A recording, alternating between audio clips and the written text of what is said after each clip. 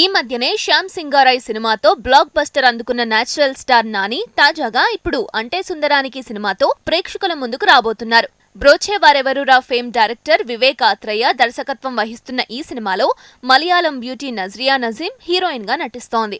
తెలుగులో నజ్రియాకి ఇదే మొదటి సినిమా. టీజర్ మరియు ట్రైలర్ తోనే ఒక రేంజ్ లో ఆకట్టుకున్న ఈ చిత్రం భారీ అంచనాల మధ్య ఇవాళ అనగా జూన్ 10వ తేదీన థియేటర్లలో విడుదలైంది. మరి ఈ సినిమా ప్రేక్షకులను ఎంతవరకు మెప్పించిందో చూసేద్దామా? సుందర్ మరియు లీలా చిన్నప్పటి నుంచి చాలా మంచి స్నేహితులు.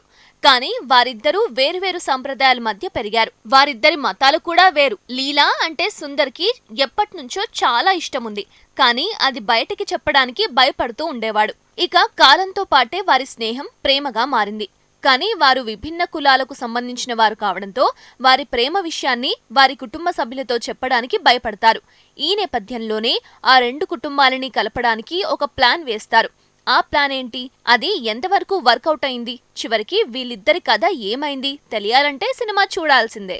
నాని ఈ సినిమాకి వెన్నుముకగా చెప్పుకోవచ్చు. కామెడీ సన్నివేశాలతో పాటు నాని ఎమోషనల్ సన్నివేశాల్లో కూడా తన నటనతో ప్రేక్షకులను చాలా బాగా అలరించారు. తన పాత్రలో ఉన్న చిన్న చిన్న డీటెయిల్స్ ను, వేరియేషన్స్ ను కూడా నాని చాలా బాగా చూపించారు. నజ్రియా నటన కూడా ఈ సినిమాకి చాలా బాగా ప్లస్ అయింది. తన పాత్రకి నజ్రియా పూర్తి స్థాయిలో న్యాయం చేసింది. నానితో తన కెమిస్ట్రీ కూడా సినిమాకి బాగానే ప్లస్ అయింది. నరేష్ తన పాత్రలో ఒదిగిపోయి చాలా బాగా నటించారు. రోహిణి కూడా నాని తల్లి పాత్రలో బాగానే నటించారు. నదియా మరియు పెరుమాల్ కూడా నజ్రియా తల్లిదండ్రులలాగా బాగానే నటించారు. నిక్కీ తంబోలి కూడా తన పాత్రలో బాగానే నటించారు. మిగతా నటీనటులు కూడా తమ పాత్రల పరిధి మేరకు బాగానే నటించారు. రొమాంటిక్ కామెడీ సినిమాలంటేనే కథ కొత్తగా ఉండాలి, లేదా స్క్రీన్ ప్లేలో అయినా కొత్తదనం ఉండాలి. కొన్ని చోట్ల కథ సింపుల్ గానే అనిపించినప్పటికీ వివేక్ ఆత్రేయ తన స్టైల్ ఆఫ్ నరేషన్ తో కథను చాలా బాగా మలిచారు. తన ముందు సినిమాల లాగానే ఈ సినిమాను కూడా ఒక యూత్ఫుల్ ఎంటర్టైనర్ గా తెరకెక్కించారు వివేక్ ఆత్రేయ.